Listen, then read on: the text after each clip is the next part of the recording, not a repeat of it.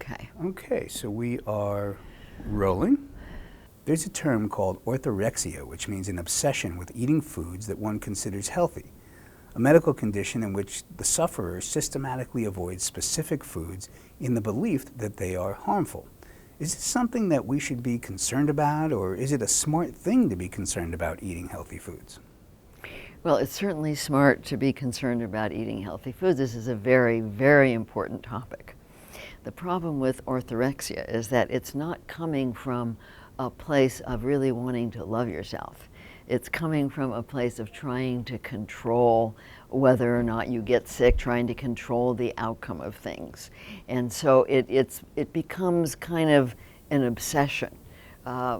It's very important as an adult, as a loving adult, as the term we use in inner bonding as a loving adult, is to know which foods work well for you, which foods resonate with your body. I always recommend that people use all organic because the foods in our culture are very, very contaminated. And so it's very, very important to eat very healthy foods. But when it becomes obsessive, like when it comes from fear, then it's not healthy. It's not healthy to be eating out of fear. You want to be eating out of love. You want to be eating what your body loves, what makes you feel healthy, what makes you feel great, not coming from fear. What should a woman or man do who has a partner who is emotionally shut down? Yeah, it's a big challenge, but one of the things that I work with people on is I help them to try and understand their system. Because usually if one person is shut down, it's because the other person is very controlling. And this is a system where one person is trying to have control and the other person is dealing with it by shutting down. And they're both coming from what we call in inner bonding, the wounded self. There's many ways that the wounded self tries to control and protect, and one of them is trying to control the other person overtly, like going after them or getting mad at them or pulling on them. And then another is to just resist that or shut down to not be controlled. So if one partner is shut down, there's a good reason for it. There's something going on in the system. And if the other partner doesn't like it, they need to be open to learning. They need to want to inquire what's happening in the system between them. What is the partner who's unhappy with the shutdown partner doing? And it's important for them to look inside or to ask the other partner, there's a good reason that you're shut down. Is there something that I'm doing that's scaring you or upsetting you, or making you feel controlled? And so when people open to learning about this, there's a lot that they can learn about themselves and about each other. What's the truth about women and sex drive as they get older? What about for men? How is it different? And what do you do if your partner stops wanting to have sex? Well, for women, the sex drive definitely goes down as they get older, especially after they have kids. But for women, the sex drive is very different for women because women don't have the level, most women don't have the level of testosterone that a man has. And that's the biological motivation for having sex. And so a lot of men, if they have a normal amount of testosterone, they can just have sex. But women, they're sexually motivated by love, by intimacy, by connection. And unfortunately, that gets lost in a lot of relationships. And so if a man is unhappy that his wife is not wanting to have sex, again, he might want to inquire as to what's happening in their system. Is she feeling loved by him? Is there a connection between them? Instead of just getting angry, which a lot of men do, like they get angry that their wife doesn't want to have sex with them. That's not very attractive. That's not going to turn her on, to have him get angry and demanding instead of being kind and caring. And what I tell a lot of people is, look, if she doesn't want to have sex with you, then hold her, cuddle her, be warm, be caring, be tender, want to be close to her, want to care about her. That's going to do a whole lot more for her motivation to have sex. Because for women, it's not biological after a certain age. It's all emotional, and it's all about love and connection and intimacy. Now, for men, obviously, a lot of men can lose their sex drive if they're on the other end of that. If they're on the other end of being demanded of, they might shut down. They might not feel sexual if they're being demanded of. But there are many men who keep their sex drive their whole lives, which is great. It means that they're pretty healthy. And in a good, healthy relationship, the woman cares about the fact that the man has a biological sex drive. She cares about him. She wants to satisfy that. And the man cares that the woman's sex drive is not biological, that it's emotional. And he cares about that. And so, when they both care about themselves and each other, they can create a happy sex life, their whole marriage.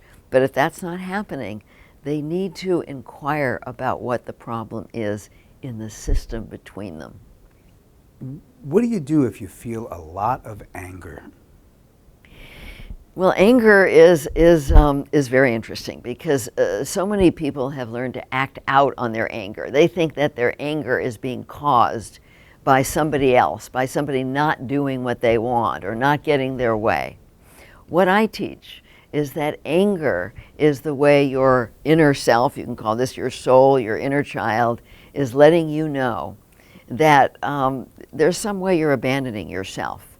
So that inner child is angry at you for some way that you're not taking care of yourself, and then it gets projected out onto others in the form of anger, of blame, making other people responsible for you.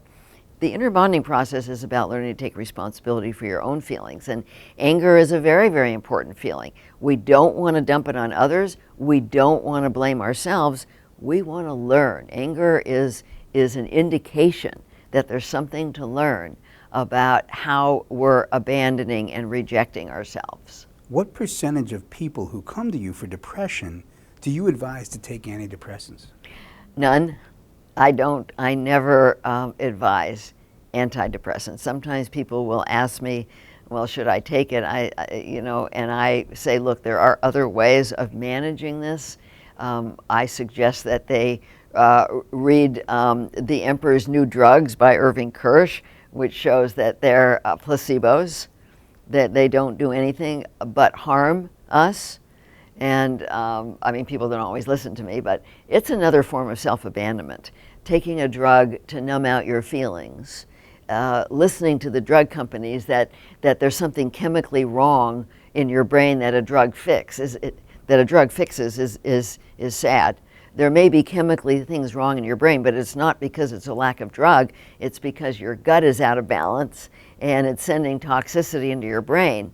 And so when I work with people with depression, I inquire into their diet and I see what they're doing that's causing the toxicity, and then I help them see how they're abandoning themselves that's causing the depression. Drugs do not deal with the underlying issue of depression. Is it okay to be an introvert? Is it better to be extroverted?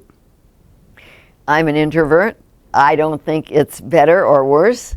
I think that it's something we're born with. And unfortunately in our society is very extroverted. Like if you lived in Asia, the more of the people are introverted. But to me, introversion is fine. It took me a long time to understand that. And I suggest that people look into it if they are an introvert. When I was in junior high school and high school where more of the people were extroverted, I thought maybe there was something wrong with me. But as I learned more about it, I realized this is the way I am. I'm fine with it. I don't want to be any other way. And it's really important for each of us to understand what we're like naturally in our soul and to value that and to honor that and not to judge ourselves for being different or not being an extrovert. It's not like it's better or worse. It's just a different way of being in life. What do you do if you don't like your body? Well, the problem is that so many people have learned to define themselves externally. They define themselves by how they look, by their body. They define themselves by their performance, how much money they have, the kind of car they have, the kind of house they have, how many kids they have, things like that. And it's very sad that this is what goes on in our society. When people learn to value who they are intrinsically, who they are in their heart and soul, when they learn to value their goodness, their kindness, their caring, their compassion, their generosity, their loyalty, their honesty, things like that, when they learn to define their worth not by externals, but by who they are inside, and they start to treat themselves as people that they value, they will find that they feel fine about their body. Their body is the house that their child, their inner child, their soul lives in. And the more you learn to love yourself, the more you learn to value the house that your inner child lives in, and the more you learn to take loving care of that house that you live in. And then you become motivated to eat well, to weigh the way you want to weigh, to have enough exercise, and people learn to value their body rather than judge it as having something wrong with it because they're defining themselves by their body rather than by who they really are. It feels really lonely when my partner emotionally shuts down to me. What should I do? Well, loneliness is not an easy feeling. And I always suggest with loneliness or any other feelings of life like that, heartbreak, grief, helplessness over others, that people first put their hands in their heart because this stimulates oxytocin, and that they bring in compassion for the loneliness, and they're very present with it. They don't judge it. And then they look to, well, what can they do? Do they need to make more friends? Do they need to reach out? Do they need to explore, like I said before, with their partner, is why is their partner withdrawn? What's going on in the system between them that's leading to the withdrawal? Because almost always, like I said, there's somebody trying to control, somebody withdrawing, resisting that control, and that there's a lot that they can do if they begin to understand that. Why don't I feel more compassion and empathy for others? That's a very good question. It's very unfortunate in our society that people don't role model and teach this more. I think I read about in one of the Scandinavian cultures, I think maybe it was Denmark, where they actually teach it from the elementary schools on up. But, there are people that are born having a lot of compassion, having a lot of empathy. I was like that from the time I was born. I didn't have to be taught it. But there's other people that do have to be taught it. And if they don't learn it in their families, if they don't see it in their families, that unfortunately becomes very difficult for them. Compassion is not a feeling that we generate in our own being. It's something we open to. Compassion is one of the gifts of spirit. And when we're really open to learning about loving ourselves and sharing our love, and we're open to our spiritual connection, we can learn to bring that compassion in. But if you don't feel compassion for yourself, it's unlikely that you're going to be able to feel compassion for others. And so with the inner bonding process that we do teach people to learn to have compassion and empathy for themselves so that then they can extend that out. What should a man or woman do who has a partner that constantly pulls on them for attention and approval? Well, one of the things that I tell people is that we attract people at our common level of woundedness, which means our common level of self-abandonment or our common level of self-love. So, either we're attracting out of woundedness or we're attracting out of health. And that depends on whether or not we're taking loving care of ourselves. And so a partner that's pulling on you is coming from a lot of self-abandonment. They're not learning to love themselves. They're not filling themselves up with love. And it's likely that at the other end of that, you also have those things going on, where you're not being in compassion for yourself. You're not taking loving care of yourself. You're not perhaps speaking up to a partner who's pulling on you and saying, it seems like you want something from me. I'm wondering what it is that you're needing. We need to talk about what's happening because it's not feeling good to me. It feels like you're making me responsible for you. I'd like to understand what's happening. But that can only happen when that person is taking responsibility for themselves. Otherwise, if one person is pulling, the other person is likely to resist and withdraw. And so that's the other end of the system, where you're talking about what to do with the withdrawn partner. The other end of that is that one partner is pulling. What should a woman or man do who has a partner who resists everything you say to them? Yeah, and so yes, that's the same thing. I mean, resistance, withdrawal, these are ways that the wounded part of us has learned to protect against being controlled, being used, being drained by the other person. So if we have somebody who's pulling on us or trying to control us, and we don't know how to take care of ourselves in the face of that, we're going to go into resistance and withdrawal in the face of that. How do you know if you should leave a relationship or stay and work on it? I suggest to people that unless there's physical abuse, sexual abuse, intense emotional abuse, that they hang in there because they're in a system and they're an equal part of the system. And if they just leave blaming the other person for the system, they're going to take with them their part of the system, and they're going to recreate in the next relationship the same problems.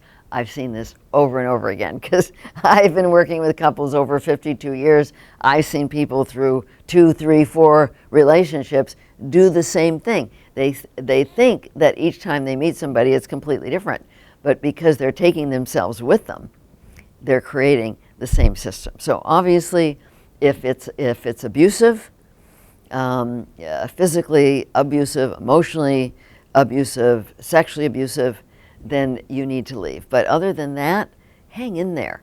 Do your inner work and see what happens. In Chapter 11 of Diet for a Divine Connection, what did you mean by the ways you abandon yourself? Well, I have isolated basically 4 ways that we abandon ourselves. One is that we've learned to judge ourselves. That's a form of self-abandonment. If we treated other people the way we treat ourselves, if we tell other people what we tell ourselves, they would pull away from us. They would feel rejected. So when we judge ourselves, we're basically rejecting ourselves. That's a form of self-abandonment. When we don't attend to our feelings by staying up in our head, getting absorbed in work or in our wounded thoughts, and just ignoring our feelings, that's a form of self-abandonment. When we numb our feelings with various addictions, with food, alcohol, drugs, sugar, processed food, work, TV, sports, gambling, pornography, sexuality, the anger, blame, these are all forms. These are all ways of avoiding our feelings with addictions. There's many, many kinds of addictions, substances, processes, and they're all ways of abandoning ourselves, rejecting ourselves. And then the 4th way is that we make other people responsible for our feelings. We hand over our feelings to somebody else. Somebody else should make us feel loved and lovable. Somebody else should make us feel worthy and safe. And if we did this to a child, that child would feel completely rejected and abandoned. Doing it to ourselves is the same thing. It creates a lot of anxiety, depression, guilt, shame, anger, aloneness, emptiness.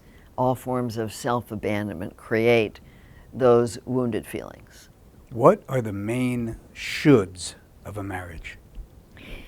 I never think in terms of should. I don't think there's shoulds, but there are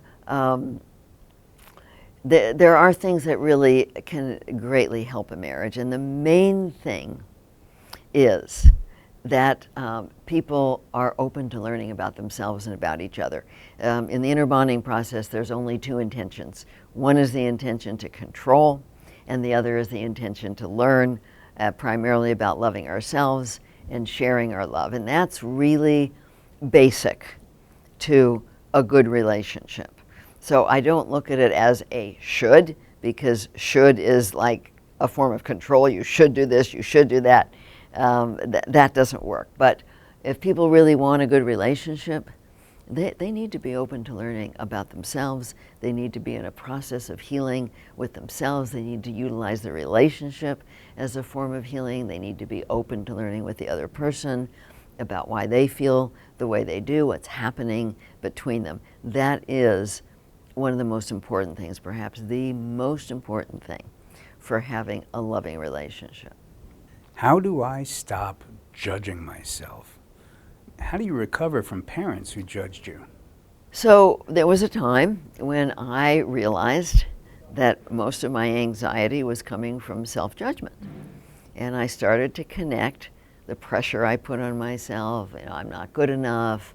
I've got to be perfect. I've got to do everything right. I can't make a mistake. I can't fail. I got to look good, blah, blah, blah, with my anxiety, because that creates a lot of anxiety. And I had been judged a lot as I was growing up. And so, of course, I absorbed all that, and I was doing it to myself. What I decided to do is to notice it, just notice it, to notice, starting with the anxiety. Like every time I was anxious, which is step one of inner bonding, I asked, is there some judgment? Am I judging you? And my inner child would say, yeah, you just told me that I'm not good enough or whatever.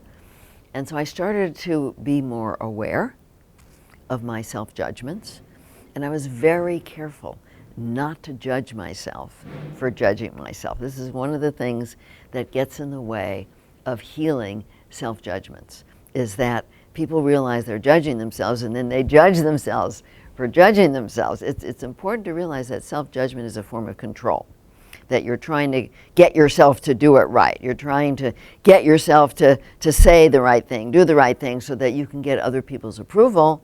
Meanwhile, you're not approving of yourself at all, and so you're creating a vicious circle. But if you judge yourself for judging yourself, you're operating out of the belief that judging yourself will get you to stop judging yourself, which is absurd.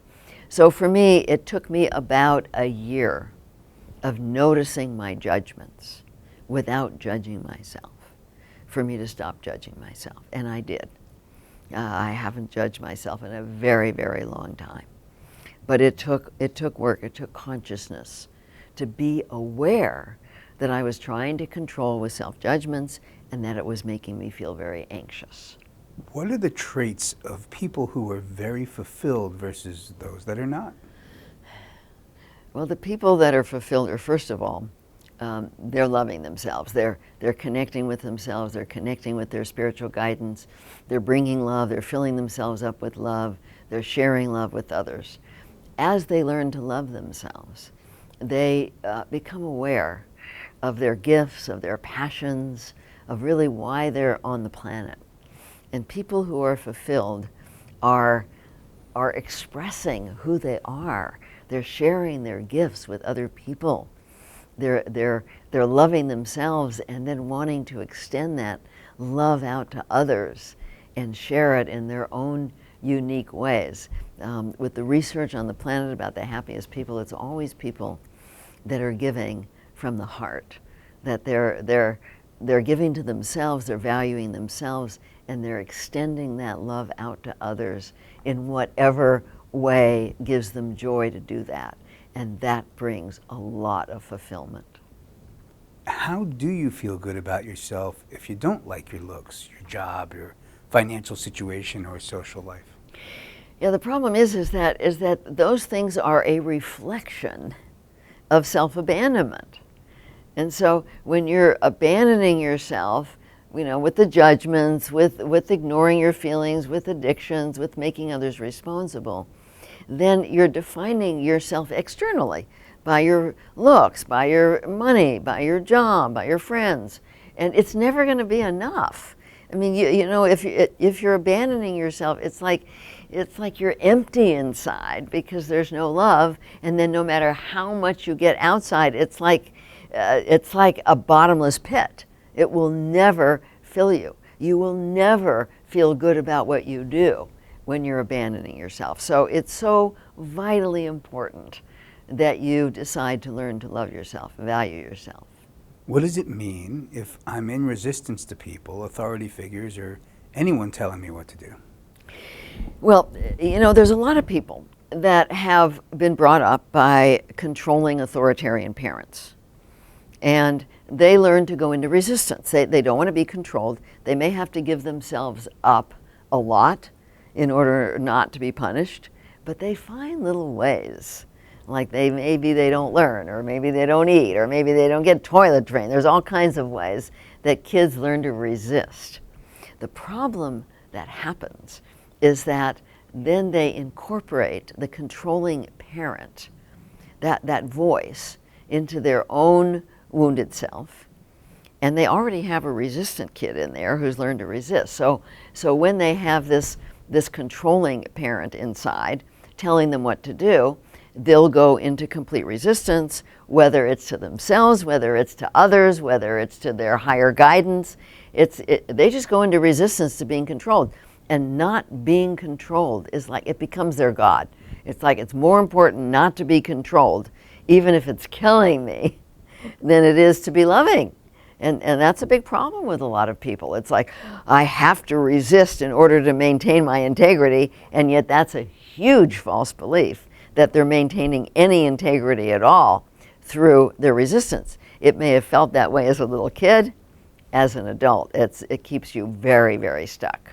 In Chapter 13 of Diet for Divine Connection, what did you mean by inner bonding step 1, willingness and responsibility?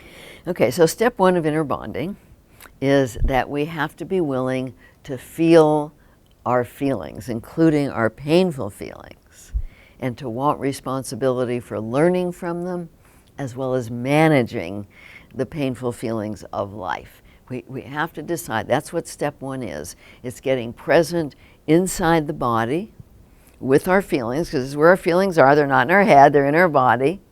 Wanting responsibility for what we call the wounded feelings, which is the anxiety, depression, guilt, shame, anger, jealousy, aloneness, emptiness, and for the painful feelings of life. We want to learn to manage them with love, the loneliness, the heartbreak, the grief, the helplessness over others. And so that's what step 1 is. It's being willing to feel all of our feelings and to learn how to take responsibility for learning from them and for lovingly managing them. Is it possible to recover from really judgmental or abusive parents, relationships, friends, and bad decisions? Oh, absolutely. I mean, I came from judgmental parents. I had a lot of trauma in my childhood. I've had a lot as an adult as well. But once I learned to love myself, see, what heals is love. That's the healer. But love is what spirit is. Love is what God is, unconditional love. And so we all need to learn to open to that source of love. And there are 2 major things that allow us to open. One is keeping our body really clean, with clean organic food, and which keeps the frequency of our body high. And the other is being open to learning about loving ourselves, and that keeps the frequency of our energy high. And so when our frequency is high, then we can connect with our divine guidance, and then we can bring in love, and then we can heal, because that is what heals. The trauma is in our inner child, it's in our wounded self with the false beliefs, and it's love that heals all that. Our love, not other people's.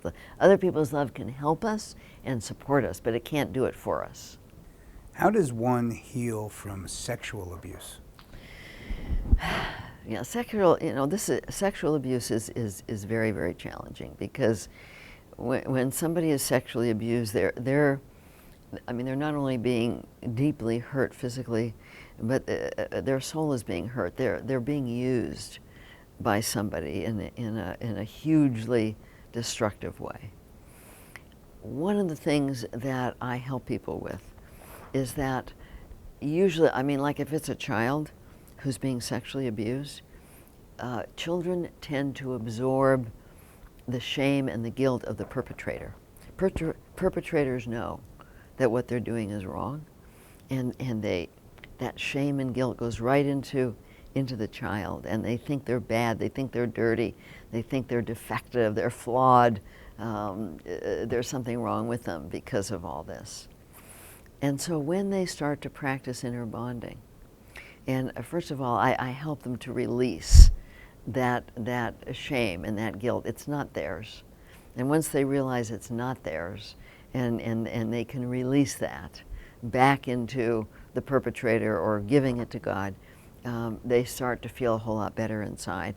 I help them to understand the false beliefs that they absorbed during the sexual abuse. And there's some techniques that I teach people in terms of they don't have to relive the abuse, but they do have to know what happened. That inner child needs to let them know what happened and what beliefs that they absorbed. But they don't have to relive it. And so when I work with people, I teach them how to learn those things without having to relive. You don't want to relive the pain of that. I mean, it's just awful. And as they understand how to release the shame and how to heal the false beliefs, they do heal from sexual abuse. It's amazing. I mean, I've worked with people who have been violently abused as children in every possible way, and they heal. Because there's a part of our soul that's intact. There's a part of our soul that never got damaged by whatever was done to us. And that's the good news. And as people learn to tap into that part of their soul, which is just so beautiful, and as they learn to heal the false beliefs and release the shame out of their being, they heal. What should you do when you can't get people to do what you know is right? So one of the things that's very, very important in the work that I do is that I cannot be invested in what they do. I cannot be ego involved in whether they do what I know is in their highest good. And so I don't try and get people to do what I think they should do. I'm here to help them, I'm here to support them, I'm here to mirror who they are on the inside, how beautiful they are.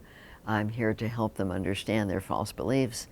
But I can't make people decide to take on the responsibility of loving themselves. I'm gonna care about them anyway. I'm not gonna judge them. I'm gonna continue to care about them unconditionally, but I accept my lack of control. I accept my helplessness over them. I put no pressure on them, and they know that I'm not ego involved. I mean, I'll say to them, look, you know, what you choose to do is what's affecting your life, but it's not affecting my life. I feel sad that, you know, you've chosen not to learn to love yourself because I see so much beauty in you, but it's affecting your life, not my life. So there's no point in them going into resistance to me because I'm not trying to control them. And most of the people that I work with do not go into resistance. They recognize that if they want to heal, they need to do the work. I can't do it for them, and if they do it or not is up to them. Does having money and beauty make people happier? What do rich and beautiful clients tell you in private? I work with a lot of rich and beautiful clients, and no, that is not where happiness is. In fact, sometimes it can bring more stress. You know, they're so worried about losing their looks. You know, should they have plastic surgery? They're so worried about losing their money. It's not that there's anything wrong with beauty or money. I mean, people can enjoy it, and they can certainly use it for good, but that's not what brings happiness. And the research on the planet shows that the happiest people in the world, that it has nothing to do with how they look or how much money they have. It has to do with valuing themselves, sharing their love. Also has to do with community. Community is a very, very important part of what we need. We're social beings. We need to share with others. We need to feel that people have our back. They're there for us. They can't do it for us, but they can certainly help us. And so the happiest people are people that live in community, that are taking good care of themselves, and that are sharing their love with each other, whether or not they're beautiful and whether or not they have money. What do you do if your partner is a narcissist? And what is a narcissist? Well, narcissism is on a spectrum. On one end is pathological narcissistic personality disorder, which is very dangerous. People who suffer from that have no empathy at all. They have no conscience. They're incapable of empathy and compassion. And they can do untold harm because they don't care at all about hurting others. They don't care about the effect that they have on others. And so, of course, they can do a tremendous amount of harm because they can't feel into another person. They don't know anything about that. That's dangerous, and if you're with a pathological narcissist, you want to get out of that relationship. That's not something you want to stay in. It can be quite dangerous and even lethal. Then there's garden variety narcissism, which that's when we're operating out of the wounded part of ourselves, because we all have that. We all have some narcissism in the wounded part of ourselves. And so that's a completely different situation, because we all have to deal with that. We have to look at the narcissism that we have. Making other people responsible for us is a form of narcissism. We're blaming them as a form of narcissism. So when you're asking what do we do, it depends upon the situation. If it's pathological narcissism, if it's narcissistic personality disorder, we want to get out of that. If it's garden variety narcissism, we want to do our own work because we got it too. And we each need to deal with that. If one person deals with that and becomes a lot more loving and the other person just has no interest and doesn't do it at all and the relationship doesn't get better, then again, it may be time to leave. How do you know what is a loving and healthy action towards yourself if you came from a dysfunctional family? You see, one of the things that we teach with inner bonding is that we teach people to turn to their higher guidance for what's loving. I didn't know what was loving when I started to do inner bonding. I had no idea. I had no role models for loving action. I didn't see them around me. I didn't see people role modeling loving action. And so I learned to turn to my higher guidance, and that is what we teach people to do, to ask, what is loving to me? What is in my highest good? And when people open to learning, and they're eating well and keeping their body clean, and they ask a question like that, they're going to start to get answers as to what's loving. What do you do if your husband or wife is really controlling? Well, one of the things that you need to do is learn to speak up for yourself and say, no, I'm not available for this. What happens with so many people, like with me for so long, since I came from a controlling family and I was a caretaker, when somebody tried to control me, I just tried to please them and take care of them. But once I learned to love myself, then that was no longer acceptable to me. And I would just say, I'm not available to be controlled, and I would disengage until they're available to talk to me about it. Is it healthy that I haven't cried in 10 years? No, it's not. Tears are God's way of helping us to release. They're very important, and putting a lid on our tears is putting a lid on a lot of our feelings. And it indicates that the wounded self is in charge, really not letting us feel. So it's very important to be able to feel deeply, to be able to allow ourselves to cry, and to learn what's happening from that rather than to put a lid on it. What do you do if no one is filling you emotionally? Yeah, well, it's not their job to fill us up emotionally. It's our job to access our higher guidance, to bring love inside, to be treating ourselves in ways that fulfill us, to be acting in ways that are fulfilling for us, and to not expect anybody else to fill us up. It's not their job. And frankly, there isn't anybody that wants that job. In Chapter 10 of Diet for Divine Connection, What did you mean by take responsibility for your feelings? Well, that's really what inner bonding is all about. It's about going inside, learning what you're doing that's causing your pain, or learning how to manage the core pain of life, and really being willing to learn what's loving to you, to learn what do you need to do. Like if you're feeling anxious, maybe it's because you're judging yourself, and if you're ignoring that, then you're not taking responsibility. But if you're open to learning and you find out that you're anxious because you're judging yourself, then you can practice being compassionate towards yourself. That would be taking responsibility for your feelings. Can you sum up everything we've talked about in 15 seconds? Well, I think everything that we talked about has to do with learning to love yourself and learning to connect with your divine guidance and learning to truly value who you are on the inner level. And that's what inner bonding is all about. What's the one thing I must do today? Start to be present in your body with your feelings, wanting responsibility for them, and start to put good organic food in your body. Why did you feel it was important to come here and speak at the Real Truth About Health conference? You know, I love to share this with people. It's a very, very powerful process. I like to share it with as many people as I can. I have hopes that more and more people will be practicing inner bonding around the world. Many are already. But when people really learn to love themselves, that's when our planet will heal.